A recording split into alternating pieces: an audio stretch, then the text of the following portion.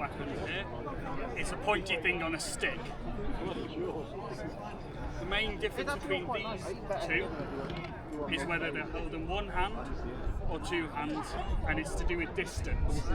The main benefit of this long one is I can hit someone all the way over there and they can't get me. They have to come through all this distance. Sir, turn yourself that way, sir. You've got all this distance that they've got to come past to get to me. But I'm not really using a shield, so I'm very vulnerable with this. So, my other option is then a one-handed spear with a shield in the other hand, which, well, I don't have as much reach, but I've got this protection here. Thank you. Step back. Forme rangé. Forme rangé. You me. You stand next to him. You stand next to him. It's not rocket science. It's just walking. So what's a rocket? What's science? Next man, step forward. This is the next layer up. This man is wearing a gambeson. It's padding.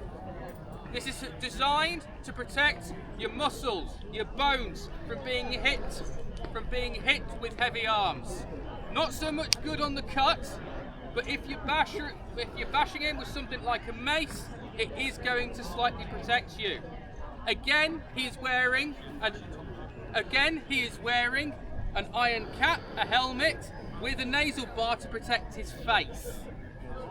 In his hand, he is having a fauchard, a somewhat exotic weapon for this area, as it comes from the Holy Land, the Middle East. Used in two hands, it is essentially a two-handed sword, used on horseback to cut through people, but also very useful against polearm blocks, breaking those blocks and getting past the points. Step back. Next we have the professional, the mercenary. This man is paid to be here. Not much. We pay him money. Excuse me, was that a complaint, sir? No, it was not, my lady. Thought not. Are you complaining, husband? Stay out of this, wife. This argument about pay is extremely interesting because there is a huge amount of difference within the records of how much a person is paid.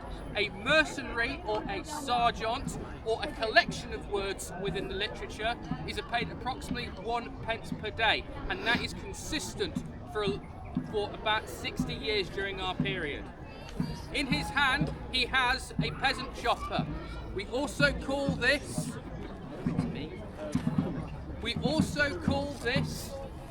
a proto-falchion, paired with a kite shield as well. If he opens his kite shield, you'll be able to see the male shirt that he's wearing. A t-shirt essentially, or a corselet. This is designed to defend the core of his body. All the organs that all of you need to live are protected, as well as his neck and his head. This is all to protect him. Step back. Now, we'll go on to some of the weapons. As said before, we have the lance and the spear. This will be the heart of the weapons on the medieval battlefield. The majority of what people will be carrying, including professionals like me and my friend, will be the two-handed spear. Nice and handy. Other polearm weapons that we have are weapons that have been turned from agricultural use for use in the forests and to cut trees, such as the billhook.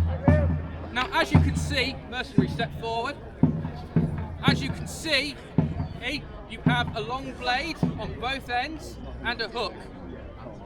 What this essentially gives you is the very cool and capable ability of pulling that shield open and either swinging round and going directly into the top of his head, or you can go directly in, cut his arm off, go directly into just above his knee, take his leg out, or all sorts of lovely and wonderful and dangerous things. Easy, simple mechanics.